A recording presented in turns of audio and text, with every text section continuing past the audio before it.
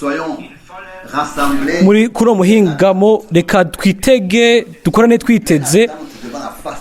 twiteze turi imbere y'inyonga z'Imana kandi ibyo tubibemwo mu kwizera dufise icizere yuko présents nihari pour confirmer kugira ngo yemeze ijambo ryiwe et tenir kandi agumye ashitse amasezerano yiwe. avant de prier. Mbere ko dusenga reka dusome imirongo mikenya yo muri Chapitre 17 Yeremiya igice ca 17 avant la prière. mbere yuko dusenga. Yeremiya Chapitre 17 17 du verset 12. umurongo wa 12. Peut-être puis-je demander que Reka sabe duhagurukira ivyo. Yeremiya 17 umurongo wa 12. au trône de gloire très élevé, Ahantu hahera hacu niho ntebe y'icubahiro lieu ishizwe hejuru uhereye mbere na mbere. aux espérances d'Israël. Vyizigiro vy'Abisirayeli, ewe uhoraho, Tous ceux qui t'abandonnent abagutaye bose seront confondus. bazorimarima, bazomaramara, Tourne de toi abakuvako bazokwandikwa sur, mu mukungugu gusa, car ils ont abandonné kuko bataye uhoraho ari we soko y'amazi y'ubugingo. Guéris-moi, Éternel, Mvura uhoraho et we, je serai guéri. nanje ndakira. Aide-moi, Undokore et je serai aidé. ngo umfashe, nanje nzoba mfashijwe, ndarokoka, kuko ari wewe shimwe ryanje. Que ceux-là me disent, Erega barambaza bati ijambo ry'uhoraho riri hehe, qu'elles s'accomplissent donc. ngo nirishike turabe. Mais moi, Ariko jewe je ne suis pas soustrait ubwanje à la charge. sinanse kuba umwungere nk'uko ugomba, Je n'ai pas souhaité sinifuje wa munsi w'ibyago, nawe urabizi. qui est sorti de mes lèvres. Ico navugishije akanwa cose cari imbere yawe. Ne me fais pas perdre complètement.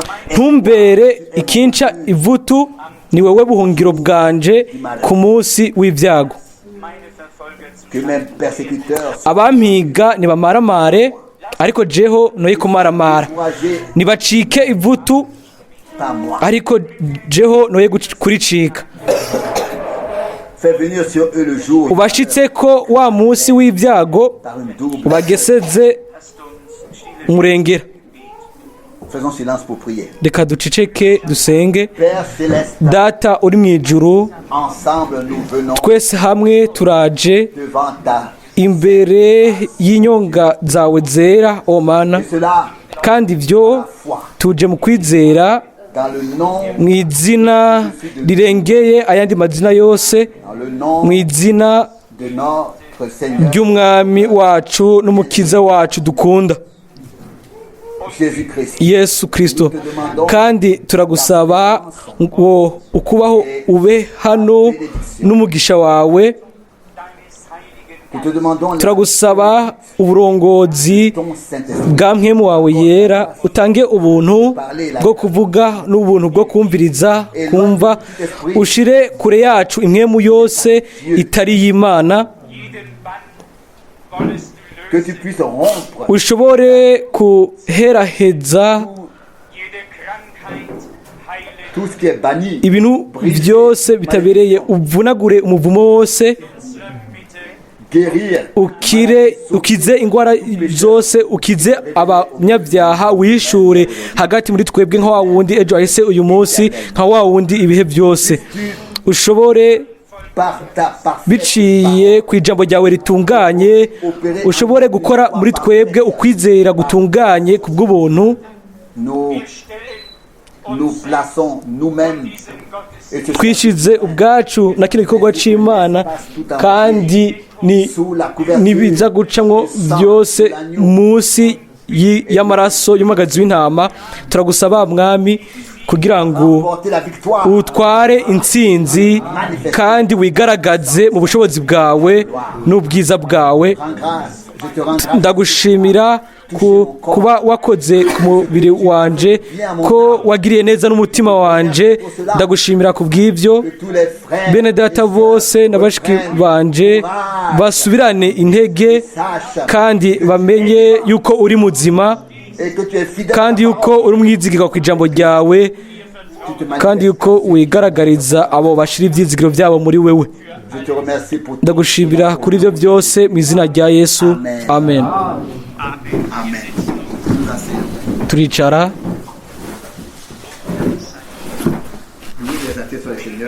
Hahimbagwe kandi hashimigwe umwami. Igihe turirimbye iyi ndirimbo ntidushobora kwibuza kwiyumvira ku byo Imana yakoze mu runganwe rwacu, kandi mu buryo budasanzwe biciye ku bukozi bwa Mwene Data Branham. Muri ubwo, muri imbere y'igikorwa cyose cy'Imana mu isi yose, haba mu gihugu icyo ari cyo cyose, ijya ndirimbo yararirimbwa. Ikintu rero cyari cyiza cyane ni igihe ibyakurikira ukwizera kwaca kuza kuvuye mu butumwa, hanyuma Imana yashobora kwemeza ijambo ryayo. Nategereje kwiyumvira cyane mw'iyi minsi iheruka mu buryo ubwo dushobora guha Imana amahirwe yo kwemeza ijambo ryayo inyuma yo kumviriza ubutumwa bwiza, tukayiha uburyo bwo kwemeza ijambo ryayo. Ntitugenda gusa nk'uko muhira, ariko twayiha amahirwe yo kwemeza ijambo ryayo. Ibyo byinjiye mu mutima wanjye, kandi baza ko ni impemu w'Imana ariko bindongoramwo. Niyumviriye inyuma y'ubutumwa, inyuma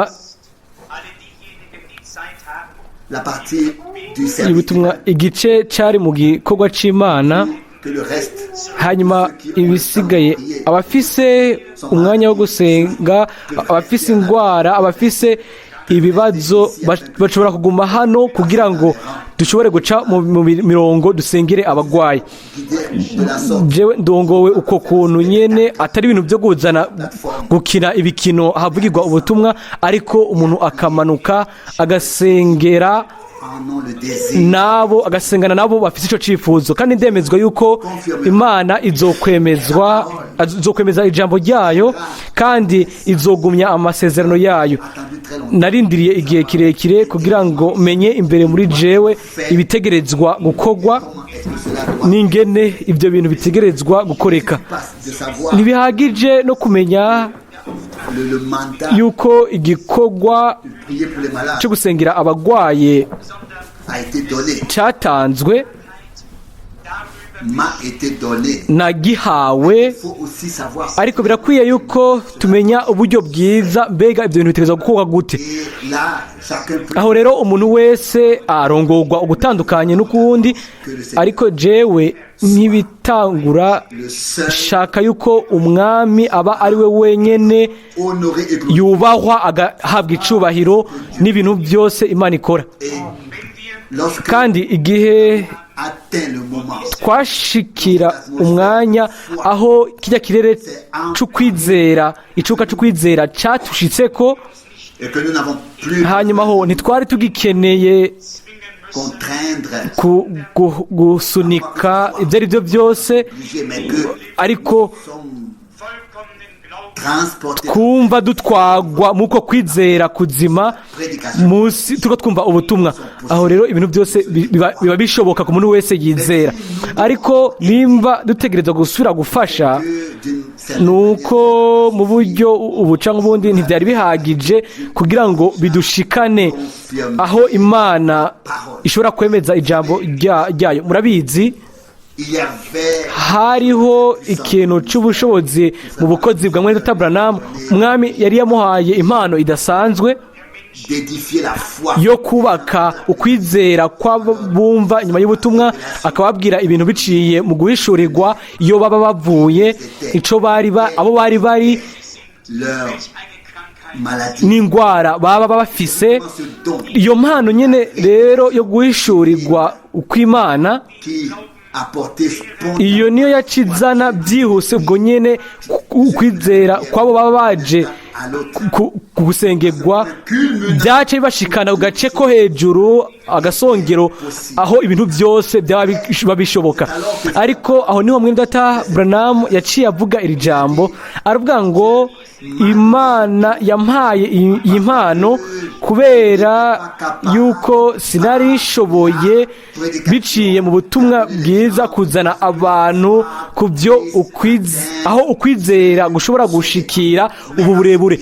Ariko hanyuma aravuga ngo ariko nimba umuntu ahamagawe n'Imana, akahamagarirwa Imana, ibyo agahamagarirwa yuko aka gace k'agasongero biciye mu butumwa bwiza akazana ukwizera kw'abantu kugashika muri ako gasongero, ariko aravuga ubutumwa.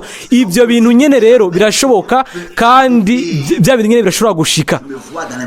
Jere nanje nibona mu kudashobora kubaka uko kwizera biciye mu butumwa, ariko ndizera yuko biciye mu butumwa, ndizera yuko biciye mu butumwa bushobora gucika ubusazi ku bantu batizera. Imana irashobora kubyara ukwizera kuzima mu mutima wanje no mu mutima wawe, hanyuma ukwizera kuzoshikira ako gasongero aho ibintu byose bishoboka bicika ibishoboka, aho dushobora kwihweza ubwiza bw'Imana. Murabizi Imana ntirongorera kubusa mu nzira zibwina.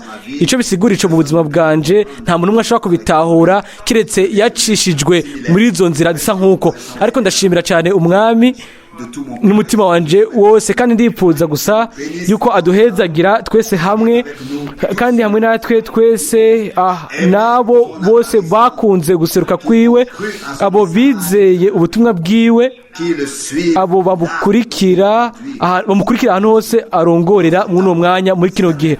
Nimba bamwe muri mwebwe bari hano ku nshuro yabo ya mbere, turabipfuriza ikaze n'umugisha w'Imana.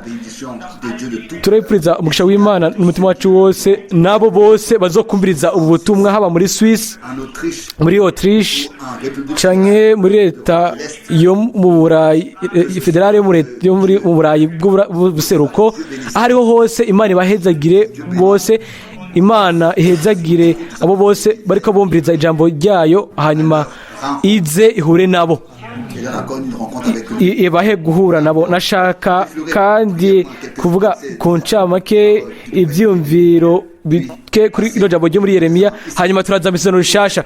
Hano uyu muhanuzi yategerejwe guca mu bwina bukomeye, avuga ibyo Mwemu w'Imana yari amuhumekeye. Uyu murongo wa 16 wankoze ko bidasanzwe ngo ariko jeho ubwanje sinanse, mu gifaransa ngo sinashatse kwikura ko kuba umwungere mu gikorwa cawe nk'uko ugomba.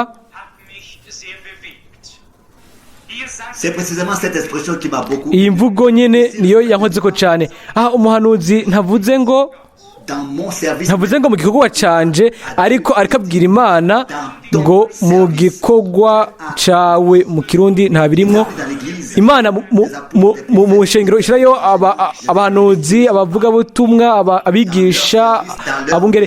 Abo ntibari mu bukozi bwabo, ariko bari ku gikorwa c'Imana, mu gikorwa c'Imana, mu bukozi bw'Imana, kugira ngo bubake ishengero, baritume ryegera imbere mu kwizera. Kandi ibyo mu buryo bidasanzwe muri kino gihe. Igihe hano havugwa ubukozi bw'umwungere, akaca avuga ngo sinanse kuba umwungere mu gikorwa cawe. Murabizi abizera rimwe na rimwe biyumvira yuko umuntu yashitse akagira mu kwizera ngo ubwo ngo ntaba gikorwa ko, ngo nta kintu kimwe kimushikira, ngo atwagwa hejuru y'imisozi, aba atambatamba hejuru y'ibicu.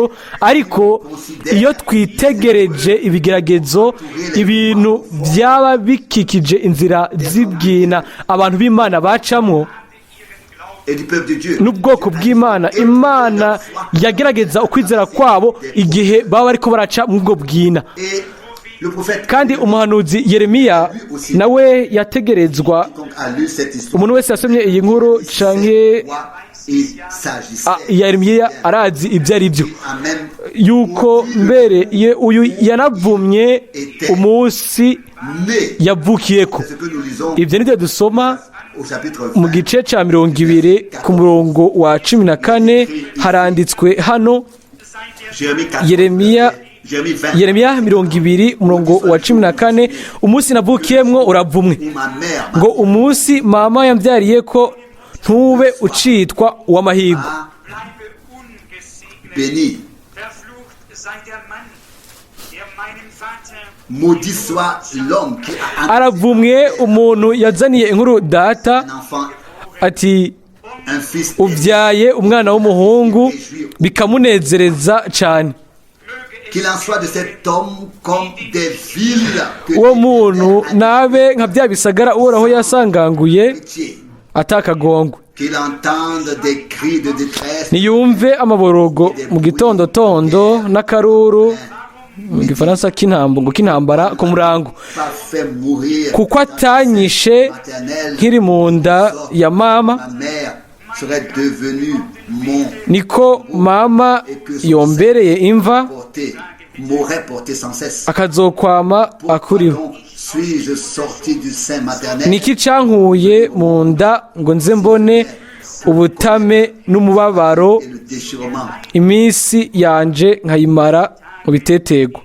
de cœur et pour que mes jours s'écoulent dans la honte. dieser Prophet Nous voyons donc que si Aha turabona yuko uyu muhanuzi ariko aravugwa hano, devrions-nous le lire, kumbure naho twobisoma kugira ngo tubigereranye, ici le Seigneur kuko hariya umwami aramubwira mu buryo butangaje cyane. Yeremiya wa mbere, c'est en effet lui aho yari we qui a dit je suis niwe encore faux yavuze ngo ndacyari mutonyi. Reka tubisome muri Yeremiya igice ca mbere Dieu. Verset 4.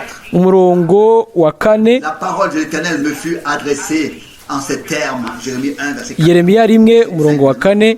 Avant même de te Nuko ijambo ry'Uhoraho rinzako riti ntarakubumbira mu nda choisir, nari ndakuzi, kandi utarava muri yo nari narakurobanuye, consacré, nagushizeho je t'ai établi ngo prophète. nagushizeho kuba uvugishwa nanje mu mahanga. Alors je répondis, Maze ndavuga nti yo erega mwami uhoraho, je ne sais pas ngo parler, raba sinzi kuvuga je suis. kuko nkiri muto. Et l'Éternel me dit, Ariko uhoraho arambarira dis pas, je suis ati ntaco uvuga ngo ndacari muto, encore trop jeune. ngo ndacari muto cyane, kuko uwo nzogutuma ko wese ari we uzojako, Dira tout. kandi icyo nzokubarira cyose akaba ari cyo ukwiye kuvuga. Ne les crains pas, Ntuzugire ubwoba je suis ku bwabo, avec toi, kuko nzoba ndi kumwe nawe, te garder. ngo ndakurokore. Ni jewe uhoraho mbivuze. Là-dessus, l'Éternel étendit Aha, la main, maze uhoraho arambura ukuboko ankora ku munwa, puis l'Éternel me uhoraho arambarira met atehe mais nshize amajambo yanje mu kanwa kawe. là-dessus, on peut dire Aha rero twovuga haleluya, uhoraho bwiwe yahamagaye Yeremiya. et nous voyons Hanyuma turabibona avait un mandat yuko yari afise igikorwa kidasanzwe ku mahanga, il a refusé hanyuma yanka kugenda. plus tard Aha rero turabibona mu nyuma yuko inzira y'Imana est lié à de grandes difficultés iba ifatanye n'ibibazo byinshi, ibyo les plus ugaca mu bwina hasi cyane. Umugabo tel appel yari afise umuhamagaro nk'uyu w'ubwiza, yageze ahantu ho gucika gutakaza ibyizigiro, qui doit aho yasemerera akavuga ngo umunsi ubona avukiye ko reste sans bénédiction. ngo urakaguma atamugisha ufise. Mbega ibyo byari biki? Il yavuze ugutaka k'umutima wiwe mu bwina bw'umubabaro wiwe, ariko ntiryari iherezo iryo. tubandanije gusoma tuca tubona yuko Imana mu buryo butangaje yaramusohora muri ibyo bigeragezo byose, ikamuhezagira mu buryo bushasha, ikamukomeza, hanyuma ikamusubizaho mu mugisha ku bw'ubuntu. Hari icyumviro kandi gikomeye cyane hano muri kino gice cya 17 gifatira mu isezerano rishasha ku byo umukiza wacu yakoze. nabyo biri hano muri Yeremiya 17 umurongo wa 13. Yeremiya 17:13, ibyizigiro by'Abisirayeli, ewe uhoraho, abagutaye bose bazorimarima kumaramara, abakuva ko bazokwandikwa mu mukungugu gusa. Kuko murabizi, rimwe igihe abantu baba baje imbere y'umwami wacu kugira ngo bagire ibyo bazana by'ibirego, baca bugufi hanyuma bakandika mu musenyi. Igihe bari baje kumurega ko abantu umwami, hanyuma arandika, umwami yarunamye arandika, hanyuma igihe yunamuka yarabajije ujya mugore umwe yari kararegwa ngo mbega abakurega bose bari hehe? Hanyuma arishura wa mugore ati bose bahunze bagiye. Hanyuma aramubwira ati nanje sindagutsindisha, genda ariko ntubwicumura. Murabizi, mbere mu isezerano rya kera, haba kuri Mose, mu bahanuzi no muri za Zaburi, dusangayo ahantu hose igice cy'ubutumwa bwiza bwa Yesu Kristo. Mbega ni kangahe nakunze kubivuga, umwami Yesu hamwe n'intumwa ntibari bafise isezerano rishasha iryo bashobora kwigishirizamwo. Bafata isezerano rya kera kugira ngo batangaririzemwo ubutumwa bwiza bwa Yesu Kristo. Aho rero twoca mu mirongo myinshi y'isezerano rya kera, turaja ubureka tujye bwo mu isezerano rishasha neza muri Timoteyo wa kabiri, igice cya 2.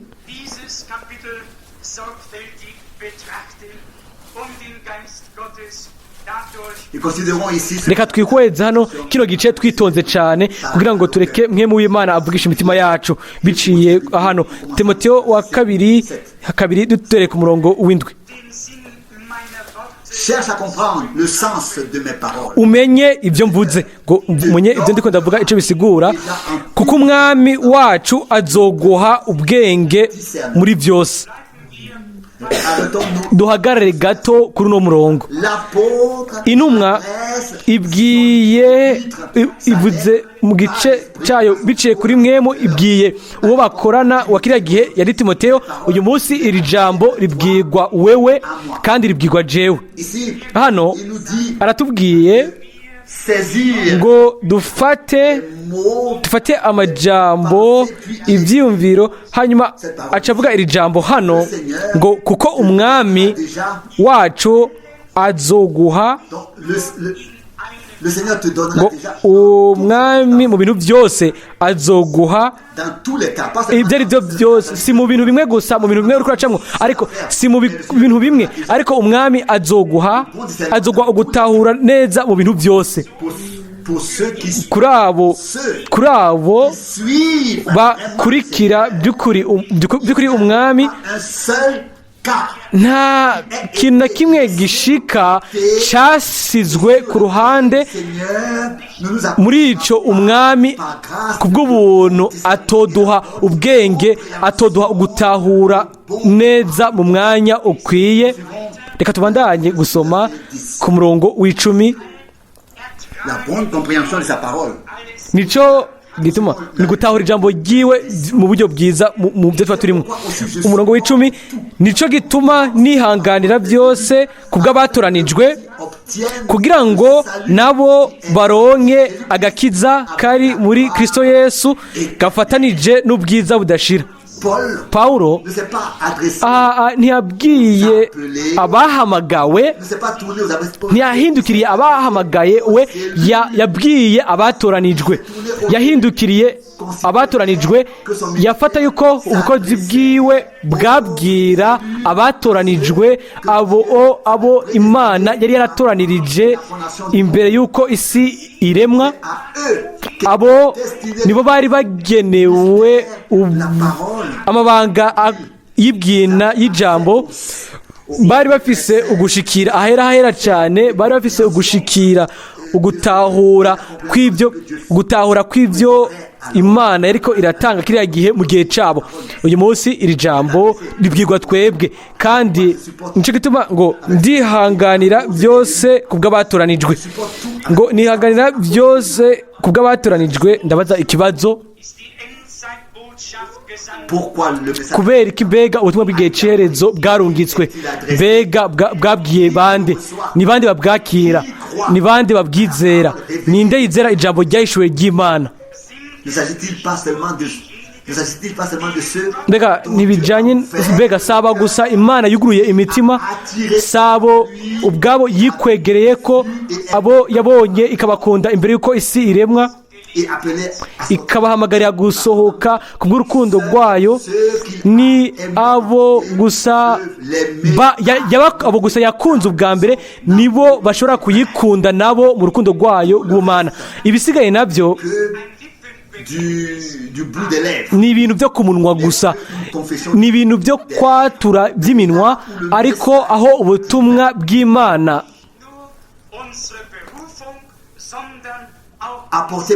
buzanwe n'Imana buba bwakiriwe, aho rero biba bijanye no gushira biciye kuri ibyo dushimikisha umuhamagaro wacu no gutoranywa kwacu, kandi ni kubw'ubuntu. Nico gituma asubira gusomwa umurongo w'icumi ngo nico gituma nihanganira byose kubw'abatoranijwe kugira ngo nabo baronke agakiza kari muri Kristo Yesu gafatanije n'ubwiza budashira. Je nshobora kwizera gusa yuko Imana yarungitse intumwa zifise ubutumwa kugira ngo muri buri gihe cyose, nkuko mu byeshuwe Yohana 2:3 havuga, habe hari abarafise amatwi kugira ngo bumve icyo mwemu abwira amashengero. Nabo gusa abo Imana yugurura imitima, abo nibo babyakira, abo nibo bemera ubutumwa niyo ntumwa. Abasigaye bose baca ku ruhande, abo bonyene abatoranijwe nibo iri sezerano rivugwa kuri bo ngo uzonesha, atari abahamagawe ariko abatoranijwe, ngo uzonesha ni abatoranijwe. Abo nibo bazoba bagize umugwi w'abanesheje, kandi bazogira umugabane mu kuzuka kwa mbere. Haca handikwa ngo banesheje kubw'amaraso y'umwagazi w'intama no kubwo ijambo ryo gushinga intahe kwabo, ngo ntibakunda n'ubuzima bwabo. Bene data na bashiki banje, igihe kumbure cyamaze gushika kuri jewe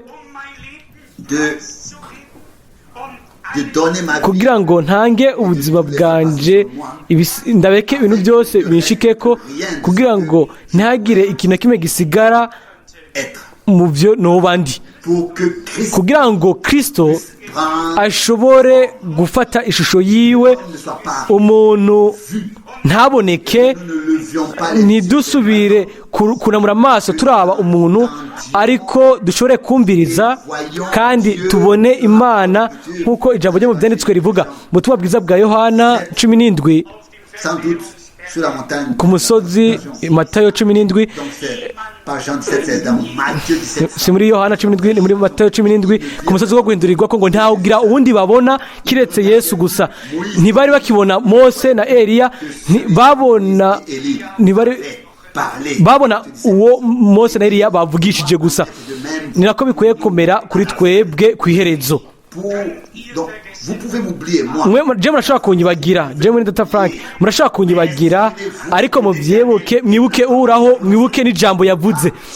Kuko ijambo ryiwe niryo kwizigirwa kandi ntirikekeranywa ko. Kandi turizera yuko Imana yararyemeje kandi yarishimitse mu mitima y'abigishwa biwe. Umuhanuzi Yesaya arasemberera akavuga ngo shira ubuhanuzi mu mutima w'abigishwa bawe. Iby'Imana yahishuye biciye mu bibatanijwe bishyirwa ku kimenyetso mu mutima wacu biciye kuri mwe mu yera mu mitima yacu. Nta n'umwe ashaka kubidukuramwo rero, haba jewe cyangwa kuri mwebwe. Icyumviro cy'Imana, ibyumviro by'Imana biba byimbitse kandi biba bitangaje. Aha ku murongo wa 11 haranditse muri Timoteyo wa 2:2 ngo iri jambo niryo kwizegwa. Ego aha rero nta muntu akeneye kuzanaho utubaza ngo ashireko. Nimba twarapfanye nawe tuzobana nawe. Aha nta muntu akeneye gukekenya ku jambo ry'Imana ngo ashake ko utubaza ngo nkuko bimeze. Umuntu yarapfuye ko tuvuga twibwe ibintu tuvuga ngo ntakiriho, kandi wapfuye ntabakiriho. Ariko hano turazi ibiriko biravugwa. Wapfuye kubwiwe, kuri we agapfa kuri kamere kiwe. Uyo ashobora gutanga umuntu wa kera akamutangana na Kristo mu rupfu. Uyo azozukana na Kristo kubw'ubuzima bushasha kubw'ubuntu. Nimba twarapfuye tugapfana na Kristo, rero twanazukanywe nawe kubwo ubuzima bushasha. Niho iri jambo ry'igiciro hano ngo namba twarapfanye nawe tuzobanaho nawe.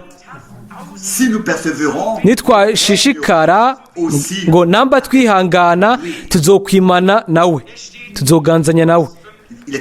Haranditse muri Yohana 5, muri Yakobo 5 ku bijyanye no kwihangana kwa Yobu. Hano naho turasomye ngo namba twihangana tuzokwimana nawe, tuzoganzanya nawe. Reka tuvugishe ukuri bamwe ku bandi uyu munsi. Rimwe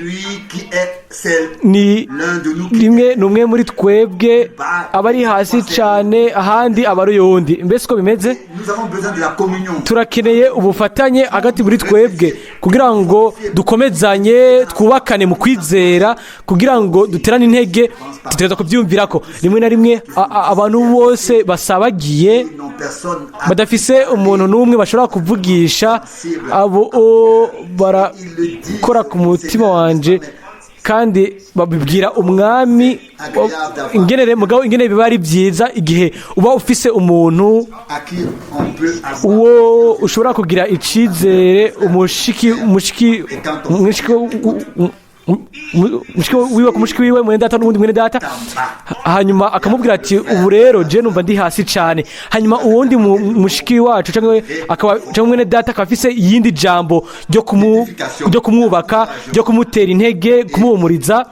Hanyuma ubwo nyene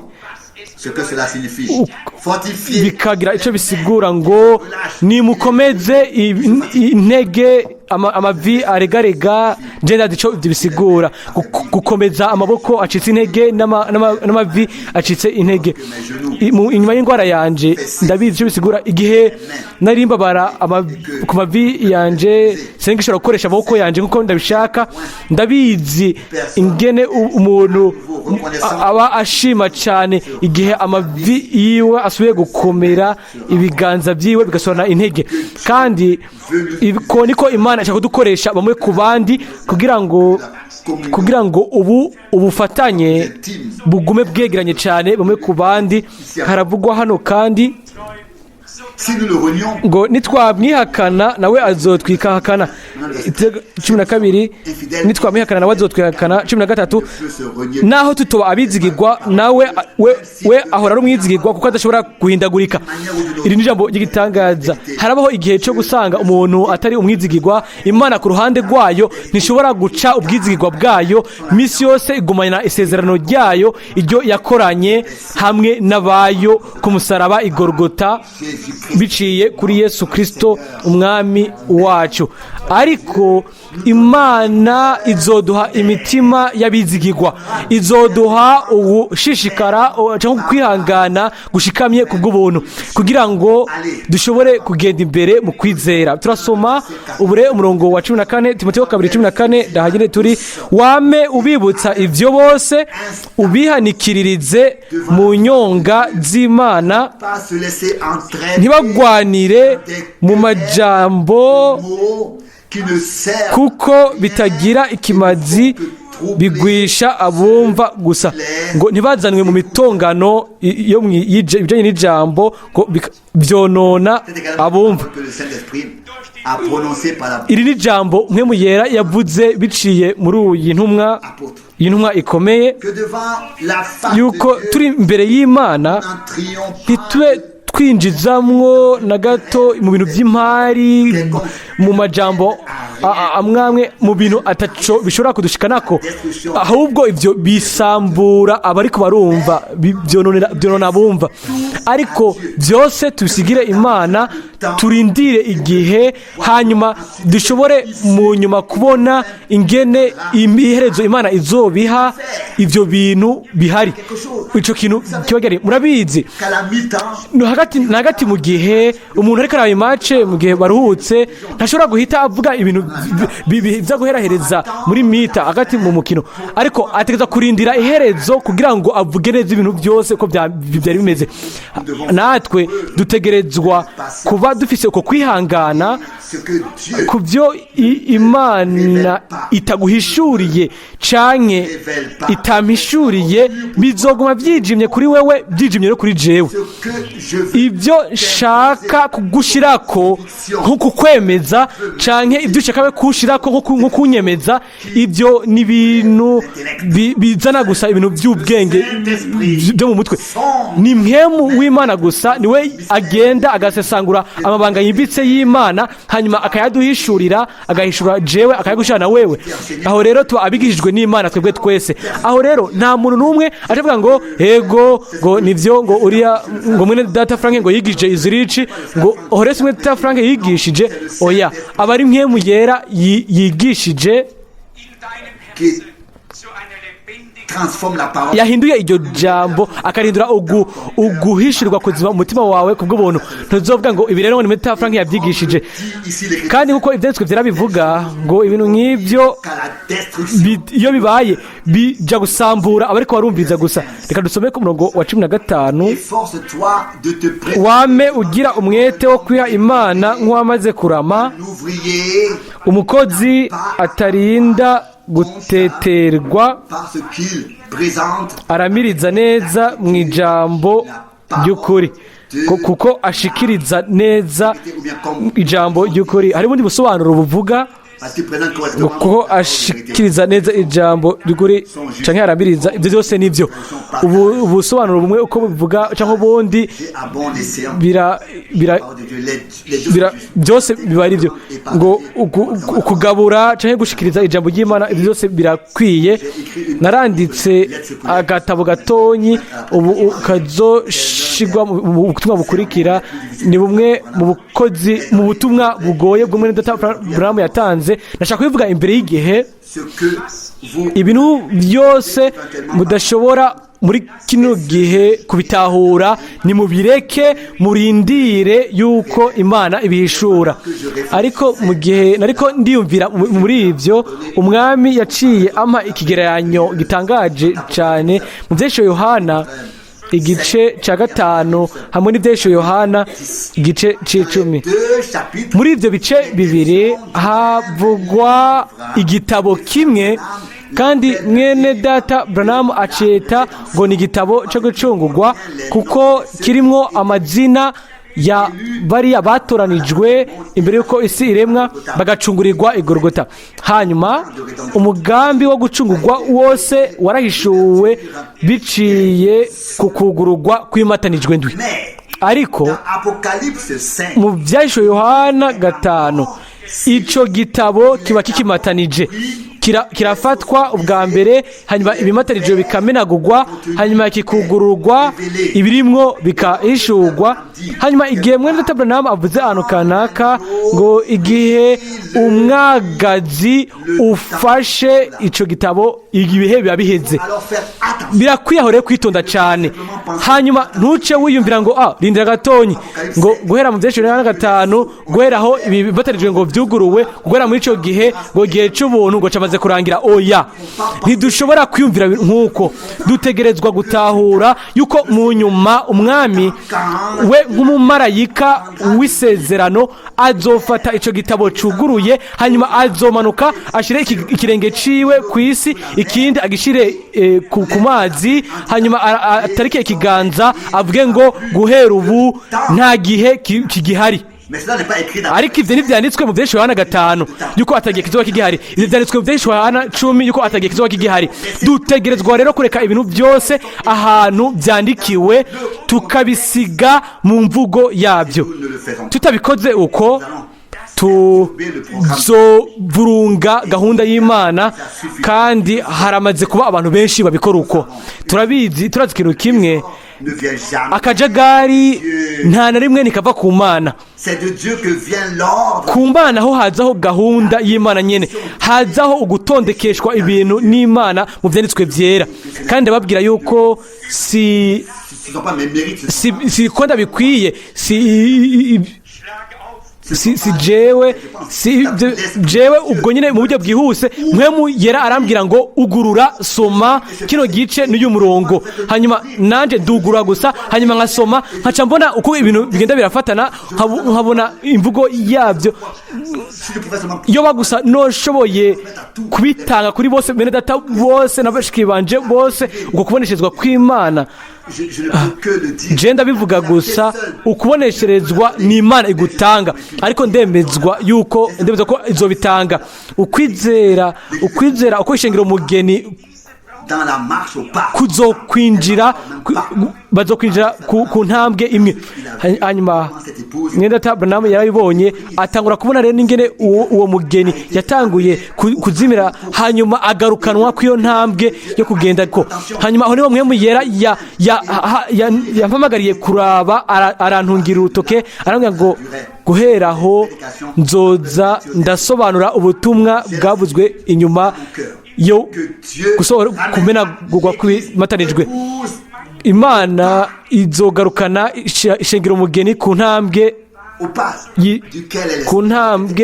aho yari yavuyeko, kuko nankeka ntibyabarenze. Abantu bamwe barakoze kandi bazobandanya gukora ibyo babona umenga ni byiza, atanuko batigeze banahamagagwa n'Imana ku bw'ibyo. Mu bwami bw'Imana bo bakora ibyo babona ari byiza, ariko mu buryo ubuca nk'ubundi Imana itegeza kujana inzira yayo hamwe n'umugambi wayo bwite iyo ufitanye n'ishengero umugeni, kandi ibyo gushika kuherezo. Iyo ntambwe rero ku ntambwe iyo tujanwa ko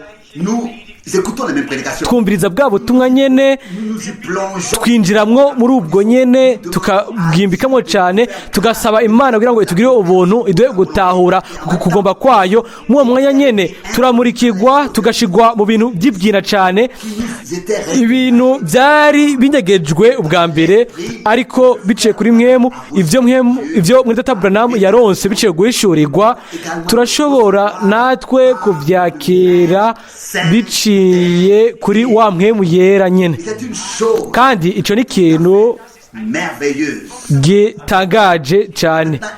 Haranditse kure ku murongo wa 16 ngo ariko ibihumanya by'amagambo y'ubusa ubizibukire, kuko ababivuga bazoshishikara inzira yo kutubaha Imana. ngo bazobandanya kuja kure cyane y'Imana kandi ijambo ryabo rizorandagurana nk'igisebe c'igitema. Murabizi, nabonye abantu bagwaye imibembe, nabonye abantu bagwaye kanseri, kandi kanseri ni ikintu giteye ubwoba, ijya byose iratabura. Abantu bavuga amajambo rero ataray'Imana bagereranywa na kanseri iza ikajya umubiri igasambura. Ibyo ni biriko bibwira abantu batizera, biriko bibwirwa abizera, kandi uyu munsi biriko bibwirwa wewe, biriko bibwirwa jewe. Kandi ndemezwa yuko Imana iraduha ubuntu nk'uko ukugabishwa no kugaywa, uko twemera n'inyigisho no guhishurwa kw'ijambo ry'ubuhanuzi, naho turemera ukugaywa cyangwa gukankamigwa no kugabishwa ku bw'ubuntu bw'Imana. Ibiganiro byose, ibiganiro nimba bitazanywe mu mahoro, nimba bitariko birajanwa mu nagambire neza, bihera misi yose habaye gushwana. Rero aho rero ninde aba yafashijwe? Nta numwe afashwa uko biri kose, ariko haza ugwanko, gusambura, bice byinjiramwo, hanyuma ibintu bikaca bigaragara bikabonekana. Ariko Imana ishaka kuturinda ibyo bintu byose, ishaka kutugira abantu bizera ijambo ryayo, bakagizeresha imitima yabo yose, hanyuma bakareka ibindi bintu byose bakabisigira Imana, bakaba bazi ko umwanya ushitse mwiza Imana izobishura. Turasoma rero guhera ku murongo wa 19 ubu ngo ariko itanguriro ry'Imana ryo kubaka ko rirakomeye, byanditswe ko iki kimenyetso ngo uhoraho azi abiwe. Be ibisi bitangaje, nubwo bimeze uko kose, nubwo hari ugukubagana kose biguma bikwiragira nkuko kanseri ikwiragira, nubwo abantu bafise ibintu byose bakora batazi yuko bariko bakoreshwa n'iyindi mpemu, ngo itanguriro ry'Imana ryo rigumaho, ngo iby'Imana yashinze nta muntu n'umwe ashobora kubitembagaza. Ibyo yakoze birakoretse kandi mu bihe byose. Twasomye muri Yeremiya 17 ngo nkiza mwami nanje nzoba ukize, ngo mfasha nanje ndaba ukijijwe.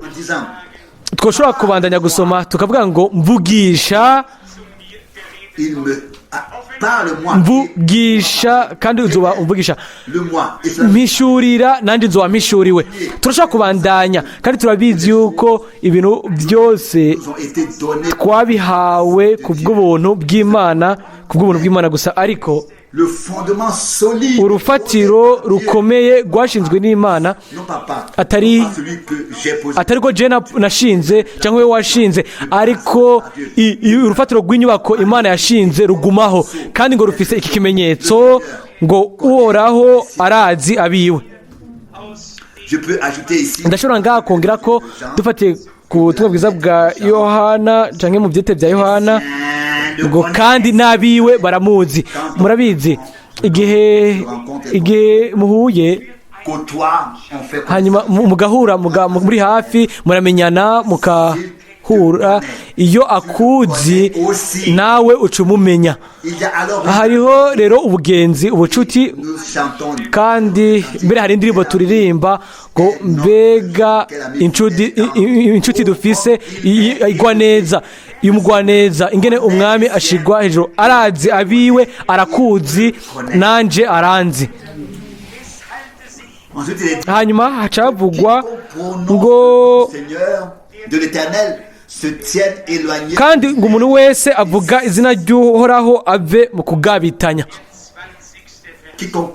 Umuntu wese avuga cyangwa yatura ijambo ry'umwami. Hanyuma reka umurongo wa 20 hacavugwa ngo mu nzu nini y'umutunzi ntihabamwo imbombovu z'ibyacuzwe by'izahabu no mu ifeza gusa, ariko abamwo n'iby'ibiti n'iby'ibumba, kandi bimwe babikoresha iby'icubahiro, ibindi babikoresha ibiteye isoni. Mwumvirize ibi bikurikira hano umurongo wa 21 ngo umuntu niyiyeza ngo niyizigama mu gifaransa. Donc si nous nous tenons à l'écart de tout tugiye ku ruhande tukishyira kure y'ibintu byose biguma byikwiragiza nka kanseri ibyo byavuzwe bwa mbere, umuntu abyirinze ibyo bintu ngo akitandukanya azoba igikoresho cy'icubahiro cejejwe kigirira nyene cyo ikimazi cyatunganirijwe igikorwa cyiza cyose. Tugiye ku ruhande rero tukaja kure y'ibintu byose bikwiragira nka kanseri, ibiganiro byose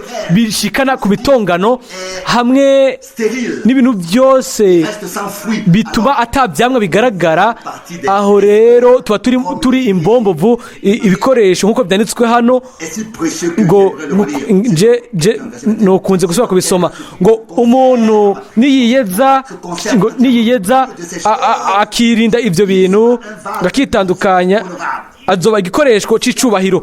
Ibi rero biva kuri wowe no kuri jewe kugira ngo tumenye nimba turi urwavya rw'icubahiro ubwo Imana ishobora gukoresha, urwavya rw'icubahiro rw'Imana, urwavya rutuzuye ibintu byose bibonetse birengana ngo rwuzure ibyo bintu byose by'ibiganiro bigenda bijyana nka kanseri n'ibyo bintu byose abantu bigira, ariko ukaba urwavya rugaragara ubwabwo, hanyuma Imana rukaza imbere y'Imana kugira ngo Imana iguzuze, hanyuma Imana ikarukoresha. Umuntu atunganye kuri ibyo bintu byose bisigurwa ngo umuntu adafise ikintu kimwe ashaka kugirana n'ibyo bintu, gufana n'ibyo bintu, ibintu byavuze ubwa mbere, uwo muntu azoba urwavya rw'icubahiro, urwavya rwejejwe rushobora gukoreshwa na shebuja w'iyo nzu, rukaba ruri ngaho ngo rukoreshwe ku gikorwa cyose cyiza. urwavya rw'icubahiro rushobora gukoreshwa na shebuja ku gikorwa cyiza cyose. Nimumbarire musubire gusoma ibi bintu. Mbega iri si isezerano ry'igitangaza, nimba twirinze tugatungana tukirinda ibintu byose bitavuye ku Mana. Ibyo bintu byose byavuzwe ubwa mbere muri kino gice ku bw'ubuntu bw'Imana. Tuba dufise isezerano ryiza cyane ngo tuzuzuzwa nk'urwavya, nk'uko umuririmbyi umwe w'umwanditsi abivuga ngo inzabya zuzuye ubushobozi bwawe. Nimba ariko twuzuye amajambo yose atuma ahaza imitongano, ibintu byose bigatuma bizana ibintu gusa bigatemba, ibyo bintu bigakwiragira nkaho bijyana nka kanseri. Ni mu nyemere ndababwire ntekanye yuko nubwo tuba turi mu nzu y'Imana ariko tukaba turi urwavya, ariko wari urwavya rw'ibiteye isoni rwo mu biti, rukozwe mu biti atacyo rumaze. Ariko nimba dushaka gucika urwavya ubwo Imana itegerezwa kuzuza igakoresha, aho rero dutegerezwa kwirinda tukagabira mugabe kw'iri jambo. Dutegerezwa kwirinda mu buryo butunganye, tukirinda ibyo bintu byose. Birakwiye reko dusoma neza ngo tumenye ibyo bintu biriko bikavugwa. Murabizi mbere nk'urwavya ruba ruri mu nzu y'Imana, dutegerezwa kugaba nubwo turi mu nzu y'Imana, tukagaba kugira ngo uburyo ubwo rwavya bwuzuza si ubwo rwavya gusa rurabwa gusa, ariko n'ibiri mu ubwo rwavya nabwo birakwiye ko tubiraba. Urashobora kuzuza urwavya ukaguza amazi atunganye, hanyuma hakacyazamwo hakorekamwo uburozi, imara rimwe ry'uburozi, hanyuma amazi yose akaba amaze koroga arugwa. Nimwumvirize bana b'Imana, ubwoko bw'Imana, ntibihagije ko tuba urwavya gusa mu nzu y'Imana. Ikintu nyamukuru ni uko twigumiza ku bw'ubuntu bw'Imana mu buryo bwuzuye, tuguma dutunganye n'ibintu byose bimeze nka kanseri bikwiragira bikajyana. Hanyuma abantu ugasanga bariko baborera imbere y'amaso yacu, ugasanga ntibagishobora kwifasha. Inzabya zari z'agaciro zikabora igihe kanseri izinjiyemo. Hanyuma hano haravugwa ngo ibiyago nka bijya bimeze nka kanseri igenda igakwiragira hose, kandi murabizi kanseri rimwe ifashe umuntu nta byizigira bagifise, ariko Imana irafise inama igira ku bijanye n'urupfu. Kandi umuntu yabaye akufatwa n'ayo makosa, jewe namwe canke twese turashobora kuza ku mwami kandi uyu munsi, hanyuma tukavuga tuti mwami nabishaka ndabizi ko ndugwavya ariko sinagumije urwavya ndi sinarugumije rutunganye. Ndashaka rero kuza kuri wewe ungiriye ikigongwe kandi umfashe. Ndabibabwira nimba turi abanyakuri mu mutima, Imana izokumva ijwi ryacu, kandi ijwi ryacu gutaka kwacu kuzoshikira intebe yayo, izotugira inzabya, izokoresha, izokuzuza inzabya zizoguma zitunganye imbere yayo. Mbega ijambo ritangaje! Tukaguma twirinze dutunganye, twirinda ibyo bintu, uyo azoba urwavya rw'icubahiro, urwavya rwejejwe, urwavya rushobora gukoreshwa na shebuja w'inzu, rutunganijwe ngo rukore igikorwa ciza cose. Ibi nibyo nshaka, kandi nawe nibyo ushaka kuba, nibyo ushaka gucika. Imana hano yatweretse inzira kugira ngo tubishikeko. Uyu munsi inzira twayeretswe, we wayeretswe kandi nanjye nayeretswe, kugira ngo twebwe nk'abantu, nk'ishengero uko rimeze rishobore kuzuzwa, hanyuma rikoreshwe nk'inzabya za shebuja w'inzu. Inzabya ishobora gukoresha, ishobora guhezagira, ikuzuza, hanyuma igakoresha, igashobora gushira mu gikorwa cyayo, igashobora kubashira mu bukozi bwayo, igashobora gukuduza, ikabahezagira. Inzabya gusa. Ariko ibyo ntibihagije kuba gwabya gusa mu nzu y'Imana. Ikintu nyamukuru nuko ubwo gwabya, izo nzabya zishobora kuzuzwa. Mbega uyu munsi wuzuye iki? Mbega uyu munsi wuzuye iki? Uyu munsi mbega ni giki giseseka muri wewe? Ni giki giva mu kanwa kawe? Ni kihe giseseka muri jewe? Ni kihe kintu nyamukuru mu buzima bwanje no mu buzima bwawe? Ni kihe mbega kidudubiza muri wewe? Ni giki werekana wewe mu mutima wawe n'umutima wanje? Ni biki biriyo? Murabizi umwami wacu yabivuze neza ngo igihe umutima wuzuye umunwa, ibyo ngo umutima iyo wuzuye umunwa uvuga ibyo umutima wuzuye. Imana tugira ubuntu muri kino gihe aho tumaze gushika, kandi ntitukigira ibyo twishira mu mutwe. Igihe ni kigufi, igihe kiriko kirarangira, kandi nidushaka guteba ku bindi bintu uyu munsi.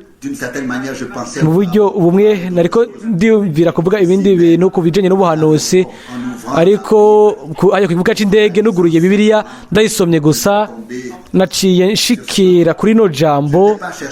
Sinarondeye iwanje ndi muhira, ariko narisomye hajya ku kivuga c'indege, kandi ryavugiye cyane mu mutima wanje, kugira navuze ati Mana yanje ndarijaniye ku bwoko, ndarishiriye ubwoko bwawe, ibisigaye ndabisigira wewe.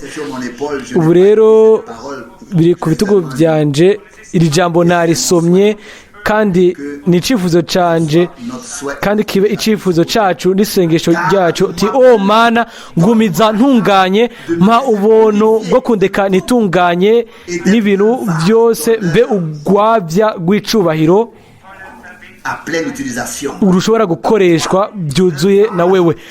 Urwavya rutunganye rushobora gukoreshwa na shebuja w'inzu, ruri ngaho ku bw'igikorwa cyiza cyose. Mbega ntibyoba ari byiza yoba wewe canke jewe dushobora gucika izo nzabya ku bw'Imana yacu, z'Imana yacu izo ishobora gukoresha, kandi mpemu yera agashobora kwisuka, tukaba twese hamwe mu bwiza bw'Imana. Imana itwinjize muri ibyo, idushize mu iyo ngendo, mu ntambwe imwe, idushira ijambo ryiwe, yemeze ijambo ryiwe, isoze amasezerano yiwe ku bw'ubuntu. Amasezerano ntihagije no kuyaduha gusa, ariko yari yatwibukije muri no misi ya nyuma, yabitweretse imbere y'amaso yacu. Turabizi ibyo ari byo ubu bijanye no gusohoza kw'ibintu byose bisigaye byo gusohoza. Ibintu byose biri mu mugambi w'agakiza w'Imana bitegerezwa guherahezwa muri kino gihe. Igikorwa hamwe n'ishengero byitegerezwa naco kurangira, kandi ni vuba cyane, niko bizoba bimeze. Twebwe twama misi yose tumera nk'abagomba kwishingira itariki, ariko ntituzobikora no muri kazoza, ariko umwami araje vuba, akugire wewe, agire jewe, atugire inzabya zishobora kuziganya mu buryo butunganye ibintu, kwiziganya mu buryo butunganye ibintu byose bitari iby'Imana, kugira ngo dushobore kuzura, dube inzabya zo gukoreshwa mu nzu y'Imana yacu, kandi izina ryiwe rizokubahwa ku bw'ubuntu. Amen. Turahaguruka dusengere hamwe. Icyaha carahongewe, icyaha igihano cyabaye kuri wewe kugira ngo tugire amahoro, kandi kubwo imishago yawe twarakize. Ndagushimira kubw'ibyo mukiza.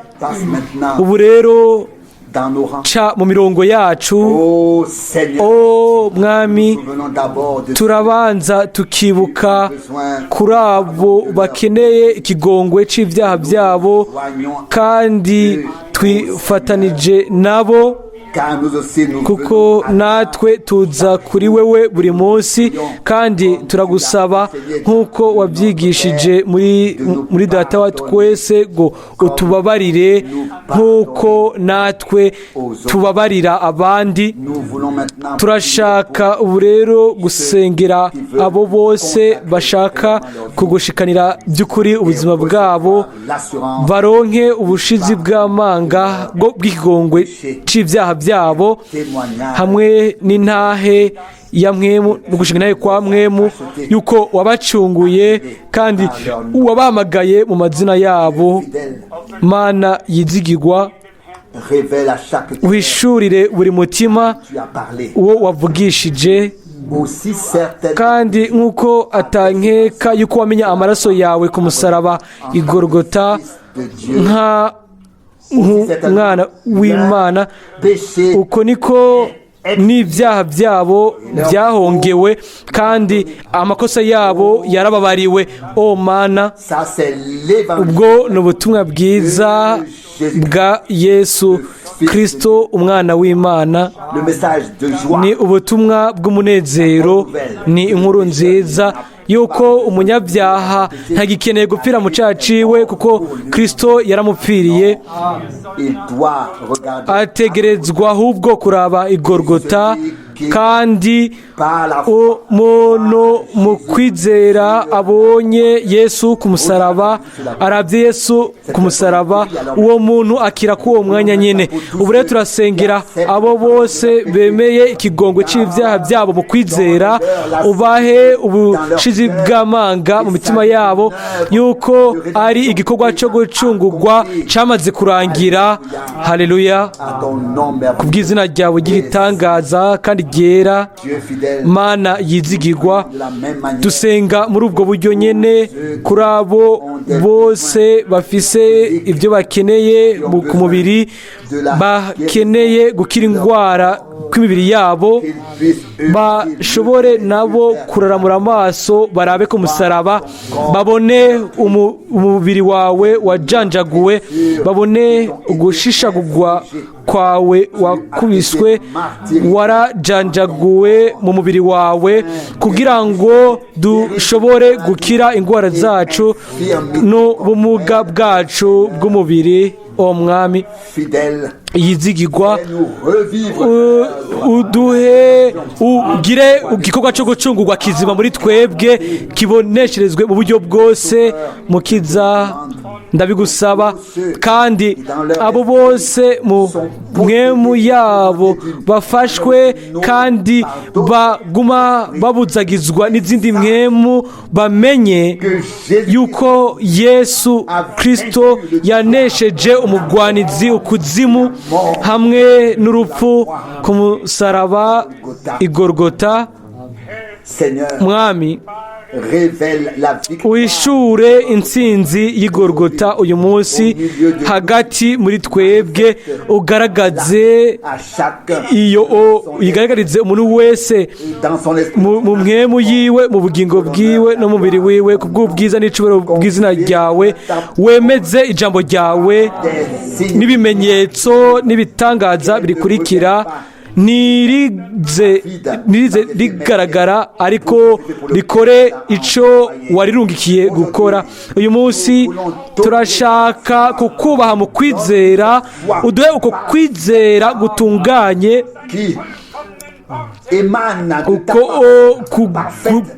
kuva mu ijambo ryawe ritunganye, mu gikorwa cyawe gitunganye biciye kuri mwemu wawe yera kuri ino saha hagati muri twebwe. Haleluya, ndagushimira ku bw'ibyo kandi mpimbaza ubushobozi bw'amaraso yawe, bw'ijambo ryawe n'ubwa mwemu wawe, mu izina rya Yesu Kristo, ku bw'ubuntu birahagije, ku bw'ubwiza bw'Imana. Haleluya, amen.